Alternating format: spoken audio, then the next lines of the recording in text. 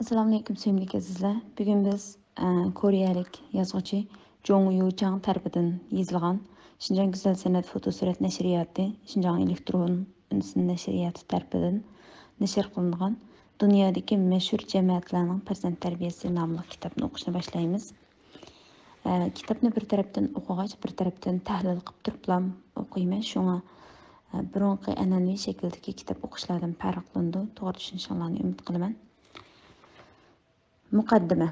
Farzandlar bilan inoq ijil o'tganda munavvar ixtisos egalarini yetishtirgili bo'ladi. Mashhur jamiyatlar qandoq barliq keladi?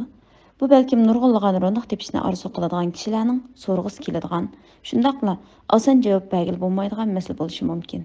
Lekin ko'pchilikda buning qarta o'rtaq tonish bo'lishi kerak. Ya'ni mashhur jamiyatlar avlod-mavlod varislik qilish va tirishishning mas'uli. Bir jamiyatning shakllanishida necha avlod ota-ona va farzandlar umr o'tish bilan birga izchil aloqani saqlashga to'g'ri keldi. Suyimlik azizlar, mayada izchil aloqani saqlashga to'g'ri keldi degan gap ota-onasi bilan bolasi ko'rishib turish degan gap emas. Balki bir atalg'i bor, inglizchada generation gap deydi. Ya'ni avlod bo'shliqi. Bu oldingi avlod bilan keyingi avlod o'rtasidagi har xil farqlar va bu farqdan kelib chiqqan o'rtadagi bo'shliqni ko'rsatadi. Bu yerda da'vatgan narsa oldingi avlod bilan keyingi avlod o'rtasidagi mana shu avlod bo'shliqining hanga aylanib ikkisini bir-biridan ayirib etmasligini ko'rsatadi. Bu yerda deyilayotgan izchil aloqani saqlash degan gap hargiz masalan davr o'zgardi, taraqqiy qildi, anda bo'ldi, manda bo'ldi degan gaplar bilan hargizmi yangi avlodning ko'ni avlod bilan bo'lgan rishtasining va beg'ining uzilib ketmasligini, bu oraning hanga o'zgarib ketmasligini ko'rsatadi. Qadimdan hozirgacha yetti iqlimga nazar solsak, dunyodagi mashhur jamiyatlar o'xshamaydi.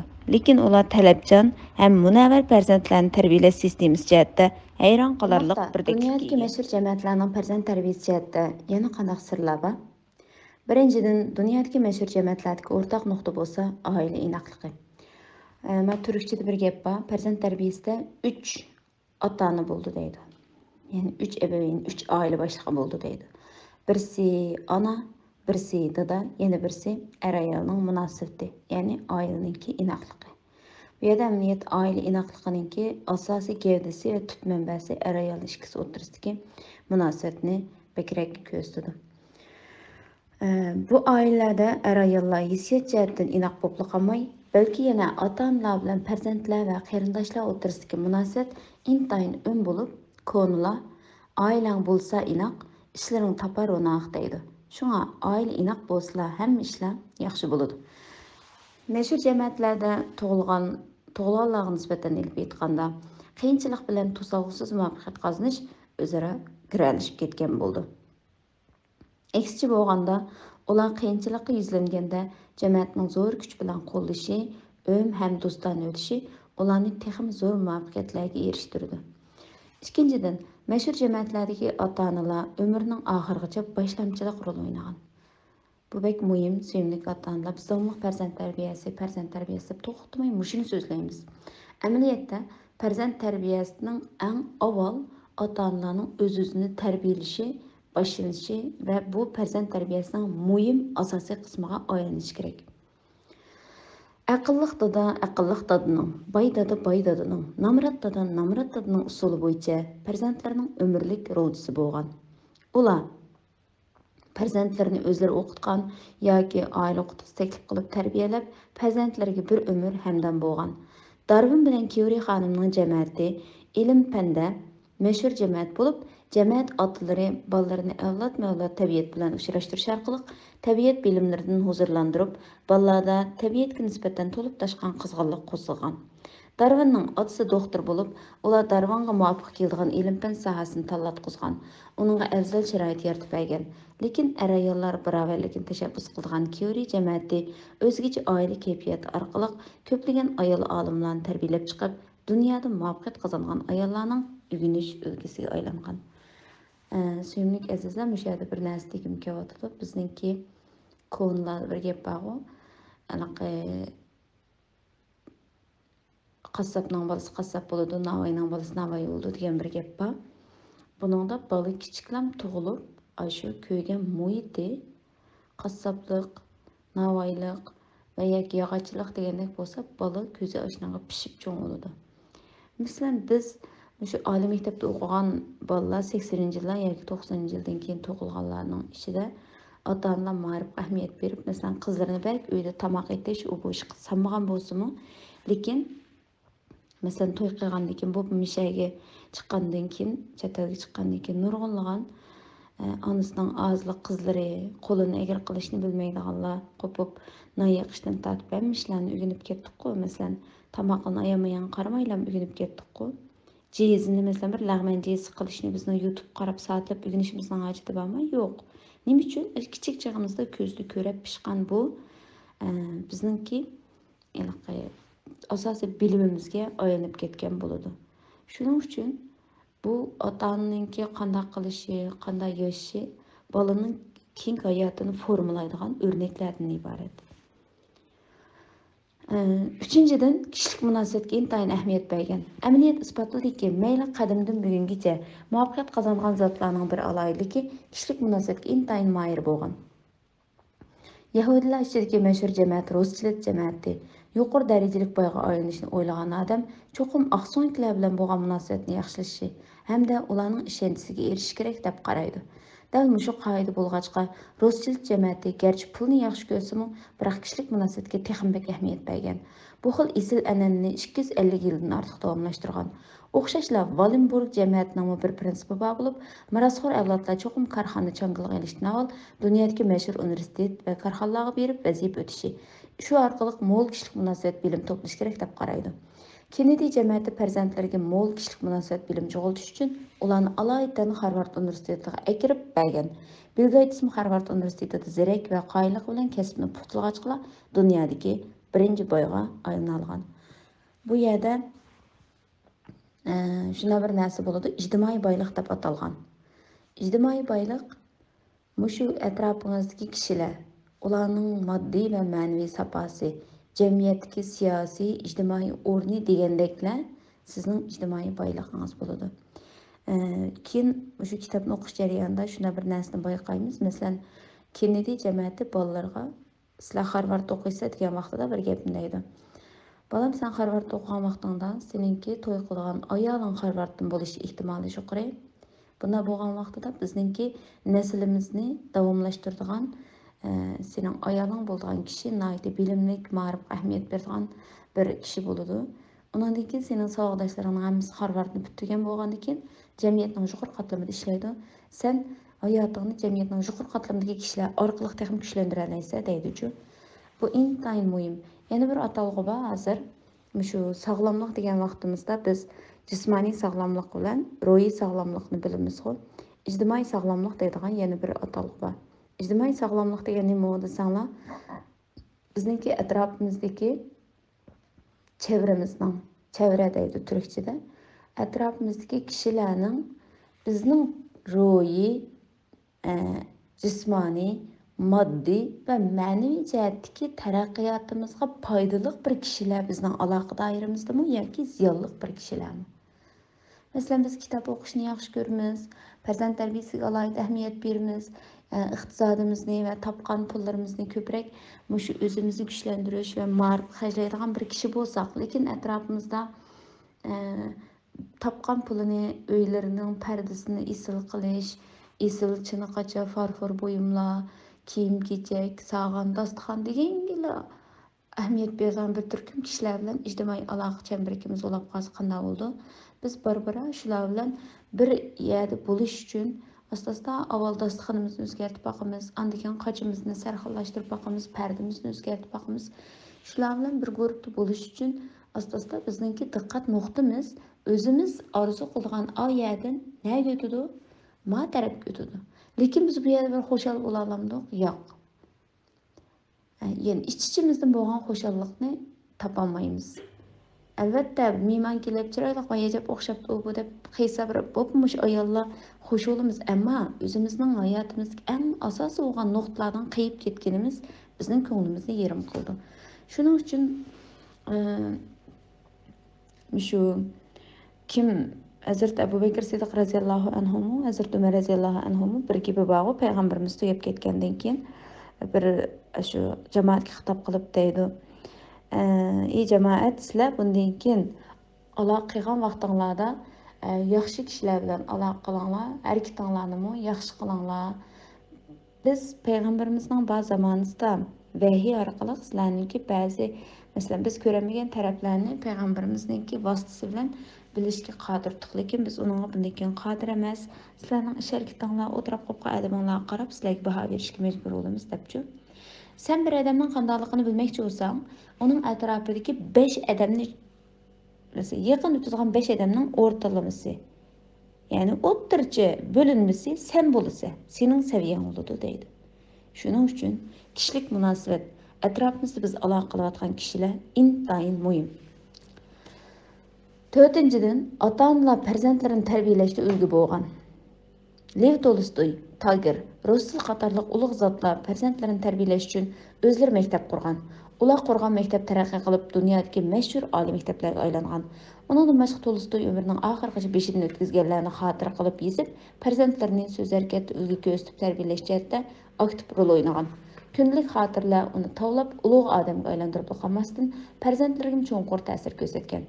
Tagorning 10 yosh vaqtida otasi bilan birga elib borgan tabiat ekspeditsiyasi uning nazar doirasini kengaytgan. 5-dan nishon belgitgandan keyin shu nishonga tadrijiy yiqilishish Darwin jamiyatini misolga olsak, Darwinning buvisining davridan boshlabla ularning jamiyati tadrijiy taraqqiyot nazariyasini tadqiq qilishga kuchab, 5 avlod bo'shashmay tirish natijasida buyuk muvaffaqiyatlarga erishgan. Tadrijiy taraqqiyot nazariyasi keyin ag'dirib tashlandi, ammo shu vaqt emas, yaqingacha deganning butun insoniyatninki ideologiyasida asos bo'lgan bir qarash deb bilasizlar. Masalan, biz kichik chog'larimizda odamlar maymundan paydo bo'lgan deb o'tdi ya. Bizning kichik chog'larimiz qachon? Masalan, men 36 yoshga kirdim. 90-yillarni xiyol qilib yiqinglar. 2000-yillarning boshlarini xiyol qilib yiqinglar. Balkim ta hozir qadar Xitoyda maymun adam maymundan to'ralgan deb o'tishi mumkin. Bu shu Darwinning nazariyasi. Bu xato bir nazariya bo'lsa-mu, ammo butun insoniyatga necha yil ta'sir ko'rsatib, butun insoniyat ha deb qo'l bog'lab turib, boshqa gap qilolmadik bir nazariyani o'tirib qo'ya olganchu bu yerda. Kiyori jamiyati 2 avlod bo'shashmay tirishish natijasida Nobel mukofotiga erishgan. Shuning bilan birga kelgusi uchun munavvar olimlarni tarbiyalab chiqishiga asos solgan. Kennedy jamiyati dal shundoq jamiyat. Ularning dastlabki nishoni millioner va davlat majlisining palata a'zosi bo'lish bo'lib, bu jamiyat uzluksiz tirish orqali oxirida 3-avlodga kelganda prezident bo'lish orzusini amalga oshirgan. Mao Kennedy jamiyati 3-avlod emas, shu 4-aloqa. Ya'ni tunji ko'chman bo'lib Irlandiyadan Amerikaga keldi. U 1-avlodni onu sanamapti, ko'chman. Keyin shu Amerikada tug'ilgan bo'yicha 3-avlodga kelgan vaqtida orzusi amalga oshdi. Bu prezident ajdodining 110 yil muqaddam Irlandiyadan Amerikaga ko'chman bo'lgan dehqon ekanligini hech kim xiyoliga keltirib boqmaydi. 6-dan jamiyat an'anasi ulug' arboblarni tarbiyalashda intayin muhim rol o'ynaydi. Lev Tolstoy va Russell 600 yildan ko'proq tarixi bir jamiyatga aylangandan keyin garchi ota-onasidan ayrilib qolgan bo'lsa-mu, biroq yana ular qaysarligi va o'ziga bo'lgan ishonchi orqali turli qiyinchiliklarni yengib, oxirida Tolstoydan keyin Nobel mukofotiga erishib, bir avlod ulug'lar borliq kelgan jamiyatga aylangan. Angliyadagi mashhur jamiyat Russell jamiyatining oila kayfiyati taraqqiyparvarlikni tashabbus qilgan bo'lib, bu xil esil an'ana eng oxirida Russellni mashhur faylasufga aylantirgan. Nomuvofiq saylov qonuni bilan to'xtamliq nikohni bekor qilish tashabbusini Russell jamiyati o'tirib qo'ygan. 7-dan zardarga aylangan mashhur jamiyatlar o'zi va jamiyat a'zolarini hurmatga erishtirish uchun tirishib qolmasdan, o'xshashli jamiyatning hurmatiga erishish uchun tirishgan.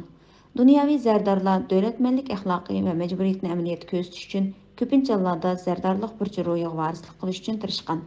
Navoda martabalik burchi oshgan sari mas'uliyati ig'irlash, faqat rahbarlik qatlamidagi majburiyat va mas'uliyatni ado qilganda hurmatga erishgili bo'lganligi ta'kidlandi. Bir gap bor, misol shuna degim kelyapti. Bir ishni qanday qilish, sening bu ishningki bedeliga olgan maoshingni emas, balki sening bu ishdagi sapoyingni va odamiyligingni isbotlaydi deydi. Masalan, birisi bir 50 lira beray, bana bir tal o'rindiq yasab tasla degan bo'lsa, 50 liraga bu o'rindiqqa ma'qul dedim. Ammo 50 lira oz bo'lib qoldi. Lekin ba'zi odamlar qanda 50 liraga loyiq hesab berish mumkin. Ammo esil kishilar 50 liralikqa loyiq emas, o'ziga loyiq shaklda yasab berdi o'rindiqni. Bu yerda da'vatgan narsa shu. Zardorlik mas'uliyatida davlatmanlarning axloq va majburiyatga hurmat qilish kerakligi ta'kidlandi. Bill Gates jamiyati bilan Shvetsiyadagi Rothschild jamiyati yuqorqi misolimizga vakil bo'la oladi. 8-dan ta'kidlaydigan yana bir muhim nuqta shuki, navoda farzandni yaramli qilib tarbiyalashni o'ylaydiganlar cho'qim farzandlarda o'zligidan o'rganish odatini yetildirish kerak. Kongzi, Lev Tolstoy qatorliq ulug'lar shubsizki o'zligidan o'rganib yetishganlarning ulgilaridandir. Kişilərinin aqlını lal qıldığını, ularning ko'pinchisi balalik vaqtida ota-onasidan ayrilib qolgan. Biroq shunchalik mushkul muhitdimi o'rganish huquqidan voz kechmagan. Bu kitob farzandlarini jafoliq tarbiyalayotgan ota-onalarga ozg'in umid va g'ayrat ato qilishi mumkin. Albatta, har qanday odam bolalarini yaramli tarbiyalab chiqa oladi. Chunki mashhur jamiyatlardagi ko'p qism ulug' arboblarning hammasi ko'pincha nomrod oilalardan kelib chiqqan. Mazkur kitobda tunishtirilgan dunyodagi mashhur jamiyatlarni inchik tahlil qilganimizda, ota-onalar yoki farzandlardan bir tarafning tirishiga tayanib ulug' arboblarni tarbiyalab chiqqan bo'lmaydiganligini bayqaymiz. Faqat ota-onalar bilan farzandlar va avlodlar o'rtasida to'liq tirishchanlik ahamiyat berilganda, ondan mashhur jamiyatlar shakllanishi mumkin. Tuvanda jonliq misollar bizni mashhur jamiyatlarning qanday to'linib chiqqanligi to'g'risida aniq tushunchaga ega qiladi. Agar bu kitobni o'qigan ota-onalar o'zlariga mos keladigan tarbiya usulini o'rganolsa, nihoyatda yaxshi bo'ladi. Biz farzandlarni tarbiyalash musobaqasida mashhur jamiyatlarning talabi bo'yicha o'z harakatimizni qalblashtira oladiganligimizga ishonchimiz komil. Oxirida mazkur kitobda tunishtirilgan mashhur jamiyat hikoyalarining ko'pchilikning farzandlarini tarbiyalash ulgisiga aylanib, avlodlarni muvaffaqiyatli tarbiyalab chiqib, dunyodagi mashhur jamiyat qatoriga qo'shilishni chin qalbimdan samimiy umid qilaman. Jong Yuchang 2008 yil. Suyimlik azizlar, boya men kitobning muqaddima qismi, ya'ni shu yozuvchining o'zining yozgan kirish so'z qismini o'qib chiqdim. Bu kitobni tarjima qiluvchi Ahmadjon Yo'ldosh, Alloh rozi bo'lsin. Kitobning tilini Halil Ravon yaxshi tarjima qilibdi. Bu kitobning ichida nimalar bor? Ko'pchilik bilgan shu kitobni tonishtirish va muqaddima qismi bilan kitob o'qishimizni bilgan mushakcha ilib boramiz. Biz asosli 10 jamiyat bilan tanishib chiqamiz bu kitobda. Birinchisi siyosiy yo'llar tazkirasi Kennedy jamiyati. Men shuni o'qib haqiqatan meningki hayotimdagi bir burilish nuqtasi. Pandemiya yangi boshlangan zamonlarda bu kitob bir yerda uchrab qolib, birinchisini aran o'qishga ulgurdim, keyin kitobni yillarcha izladim. Yana bu oraliqda menga mush kitobni berib turgan suyimli farzand tarbiyasida mening ulgamga aylangan suyimli do'stim Rizvon Gulga ko'pdan ko'p rahmat aytaman. Alloh rozi bo'lsin kitobini berib turgan uchun. Birinchi bobda biz siyosiy yo'llar tazkirasi Kennedy jamiyatini, ikkinchi bobda Shvetsiyalik Zardar Wallenberg jamiyati, uchinchi bob Seattledagi mashhur banker Gates jamiyati, to'rtinchi bob Yahudiylarning obro'li jamiyati Rothschild jamiyati, beshinchi bob dunyodagi tunji jamiyat Kongzi jamiyati, oltinchi bob mashhur Nobel mukofoti sohiblari Curie jamiyati, 7-bob ilm-fan mashhurlari Darwin jamiyati, 8-bob Hindistondagi ma'rifchi Tagore jamiyati, 9-bob Rossiyadagi 600 yillik tarixga ega Lev Tolstoy jamiyati, 10-bob Angliyadagi 600 yillik tarixga ega Rothschild jamiyati. Mana shu 10 jamiyat bilan tanishib chiqamiz. Kitoblarni bir tarafdan tahlil qilgach, ya'ni tahlil qilgach degan maqsadda bayqidek ba'zi bir jumlalarga izohat bergach mushkil shaklda o'qib chiqamiz. Har kuni inshaalloh atagan soat 6:20 dan 7gacha bo'lgan oralikda mushkil shaklda o'qish davom qiladi. Hammalarga oilamiz uchun, o'zimiz uchun manfaatli qilib bergay. Bugungi o'qish mushaycha bo'lsin. Ko'pchilik rahmat. Alloh rozi bo'lsin.